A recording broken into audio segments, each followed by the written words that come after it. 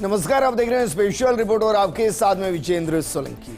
रेगिस्तान, जहां दूर दूर तक रेल के रेत के धोरे जिंदगी की जंग हर दिन चुनौती का सामना करती है।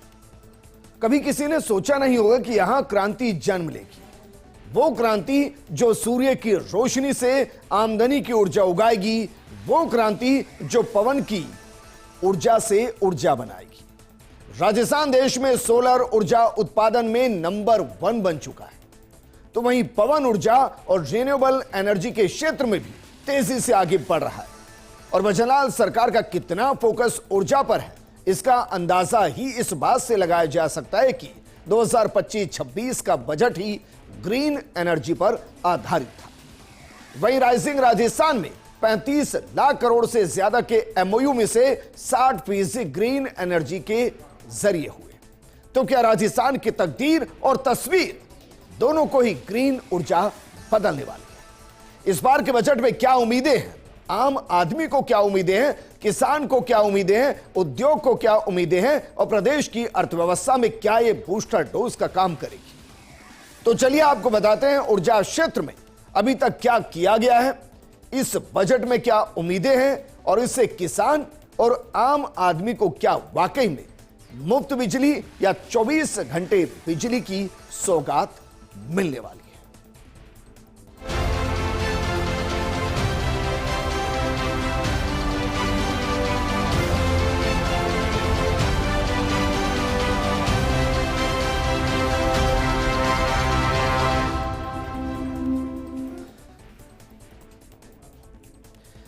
राजस्थान में कितनी इलेक्ट्रिसिटी पैदा हो सकती है?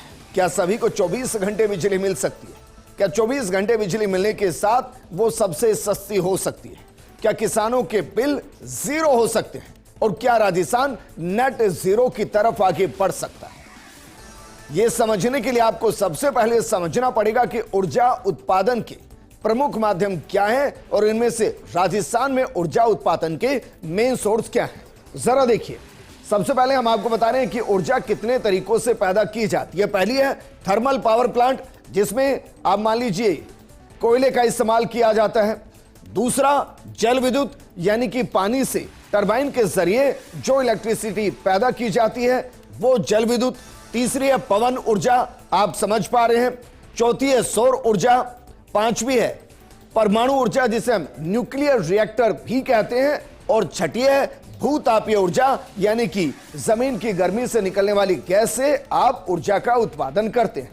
अब इसमें भूतापीय ऊर्जा का राजस्थान में इस्तेमाल नहीं होता है। इसके अलावा थर्मल का इस्तेमाल होता है, सौर का इस्तेमाल होता है, परमाणु ऊर्जा का होता है, पवन ऊर्जा का इस्तेमाल राजस्थान के अंदर होता है। अब किसकी कितनी भागीदारी है, उससे पहले जरा यह देखिए ऊर्जा सेक्टर और बीते 3 सालों का बजट कितना रहा है, ताकि आपको अंदाजा लगे कि कैसे सरकार और खासकर भजनलाल सरकार ऊर्जा के सेक्टर पर फोकस कर रही है। और अभी तक हम इलेक्ट्रिसिटी खरीदते थे, पड़ोसी राज्यों से खरीदते थे।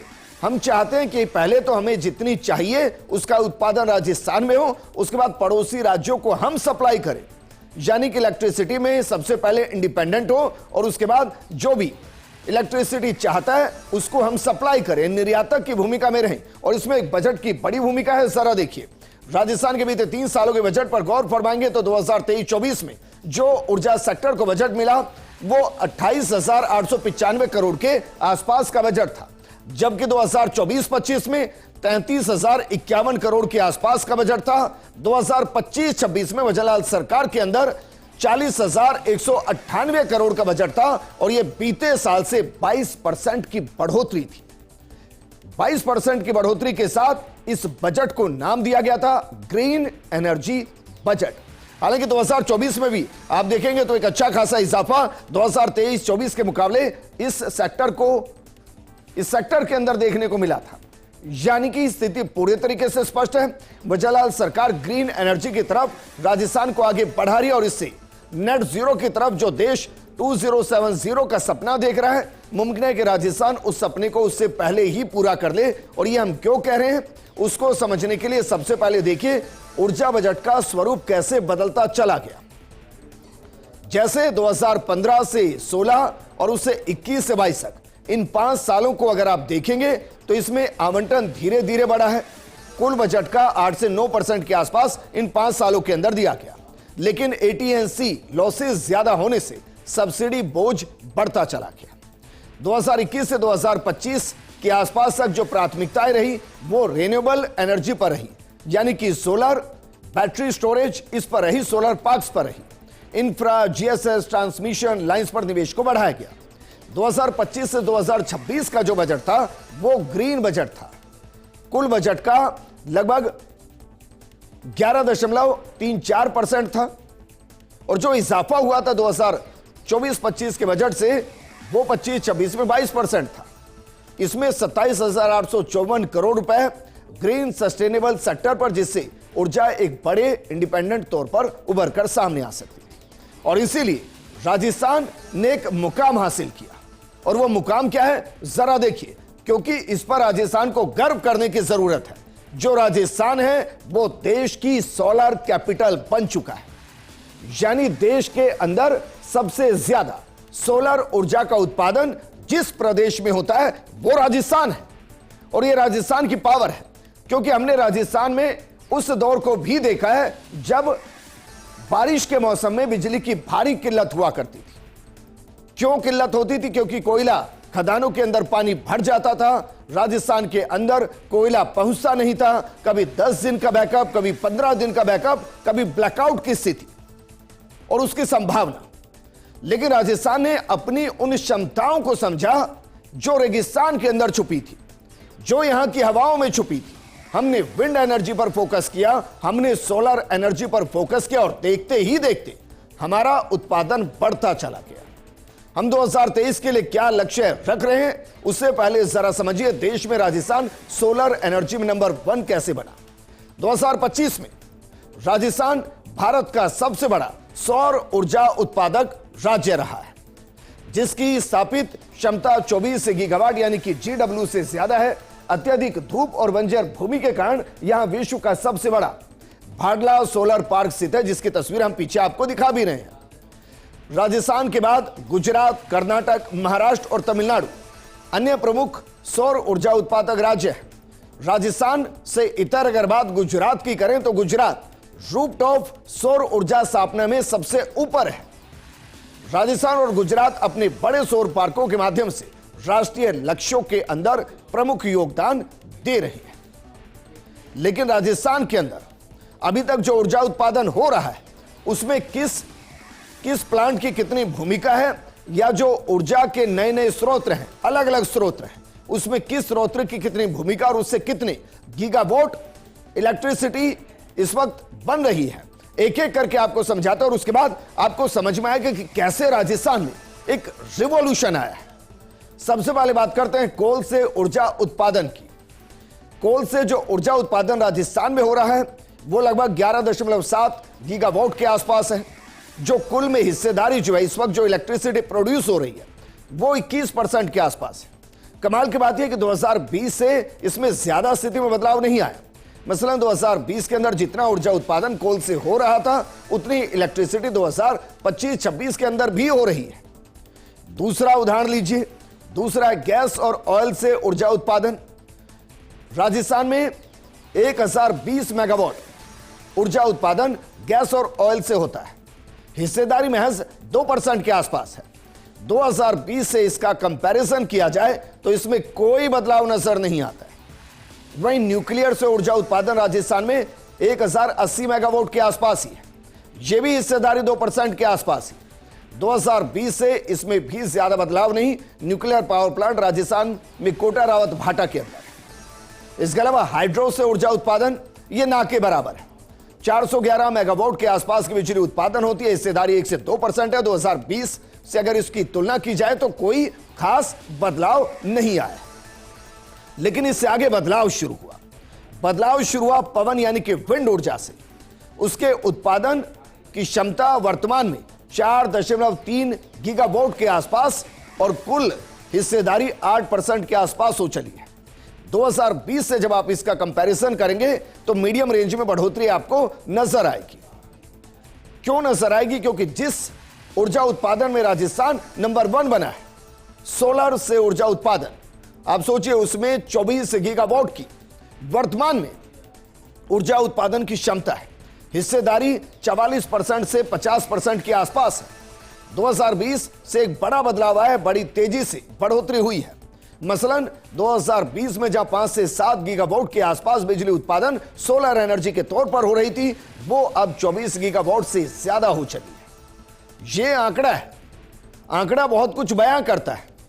आंकड़ा बयां करता है अक्टूबर 2025 तक कुल ऊर्जा उत्पादन कितना रहा है। जरा इस पर एक गौर फरमाइए और देखिए।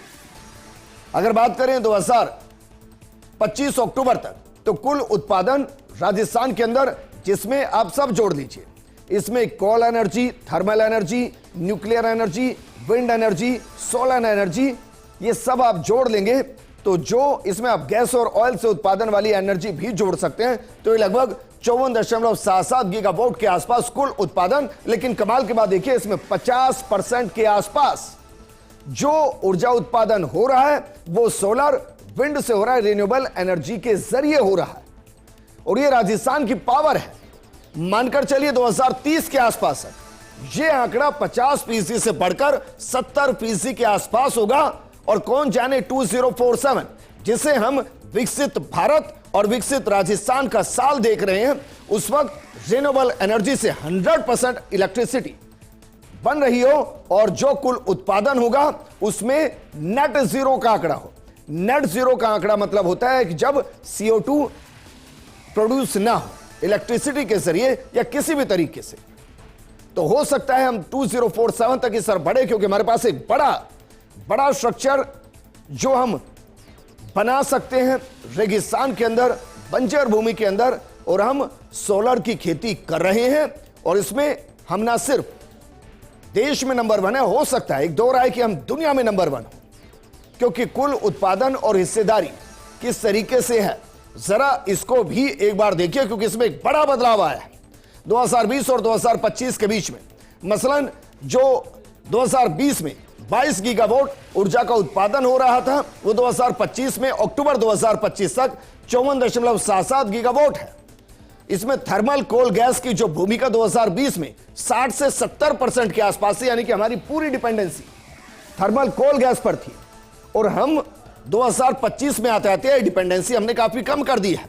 यह डिपेंडेंसी फिलहाल 30 से 35% के आसपास है, जबकि 2020 के अंदर सोलर और विंड पर जो डिपेंडेंसी हमारी 20 से 25% थी, वो अब हमारी पावर हो चुकी है, हमारी ताकत बन चुकी है 50 से 60% के आसपास। इस वक्त सोलर और विंड एनर्जी राजस्थान के अंदर पैदा हो रही है, और यह आंकड़ा तेजी से बढ़ेगा, क्योंकि अभी भी राजस्थान में माना जा रहा है कि यह इनिशियल स्टेज है।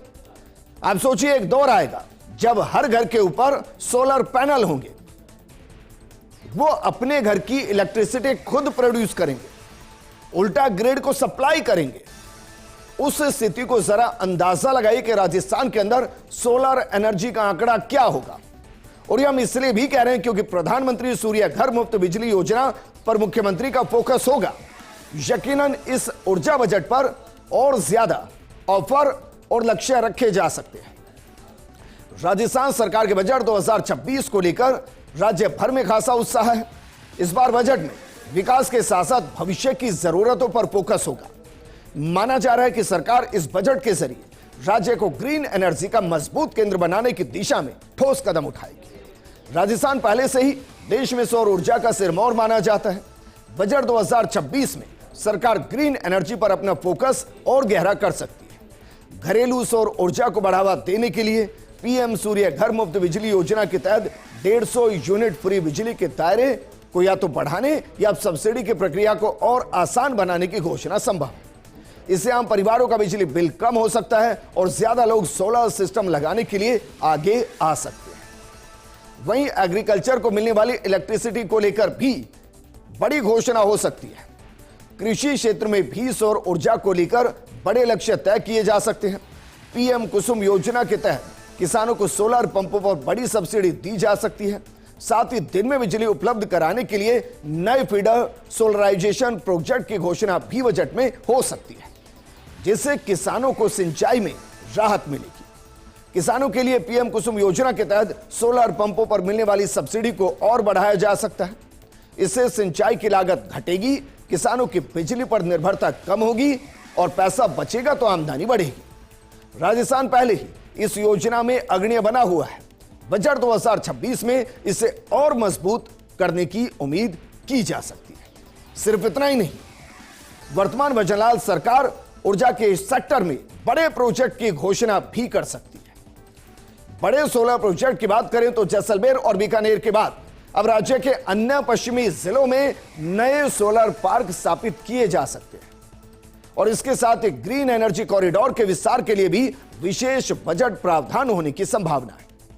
इससे सौर ऊर्जा के उत्पादन और ट्रांसमिशन दोनों को मजबूती मिलेगी। सरकार सोलर सिटी प्रोजेक्ट का दायरा भी बढ़ा सकती है। जयपुर, जोधपुर और अजमेर जैसे बड़े शहरों को पूरी तरह सोलर सिटी के रूप में विकसित करने की घोषणा है संभव।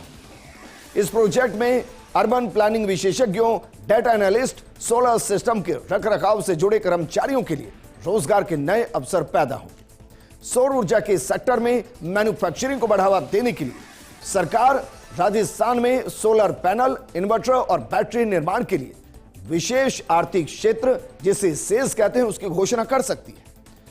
अगर राज्य में सौर पैनल फैक्ट्रियां स्थापित होती हैं तो हजारों मैकेनिकल और इलेक्ट्रिकल इंजीनियर्स को सीधे रोजगार मिलेगा। लेकिन 2026 में क्या वाकई में 100% सोलराइजेशन पर फोकस हो सकता है?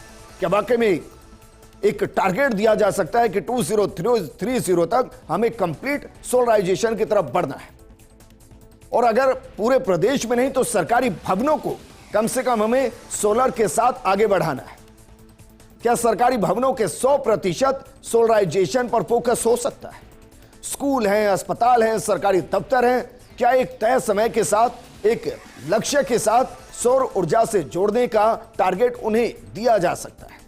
इससे न केवल बिजली खर्च कम होगा बल्कि स्थानीय स्तर पर छोटे और मध्यम ठेकेदारों को भी काम मिलेगा और सरकार की इलेक्ट्रिसिटी ग्रीन एनर्जी की तरफ बढ़ते हुए कदम नजर आए। क्योंकि अगर सरकार कह रही है कि हर घर पर सोलर पैनल होना चाहिए तो सरकारी दफ्तरों, सरकारी स्कूल, सरकारी अस्पतालों के अंदर भी सोलर पैनल होना चाहिए ताकि उनकी ऊर्जा के सेक्टर में डिपेंडेंसी ग्रिड पर ना हो। इसके अलावा शिक्षा में क्या वाकई में सोलर सेक्टर को जोड़ा जा सकता है? क्या बच्चों को इससे जुड़ी जानकारियां किसी अध्याय के जरिए दी जा सकती है?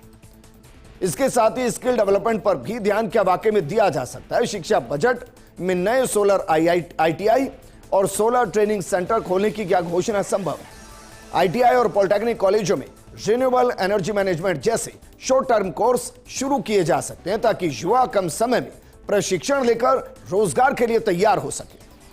बजट 2026 राजस्थान को सौर ऊर्जा के क्षेत्र में नई ऊंचाइयों तक ले जाने वाला साबित हो सकता है। इससे पर्यावरण संरक्षण के साथ साथ रोजगार और आर्थिक विकास को भी मजबूती मिलने की पूरी उम्मीद है।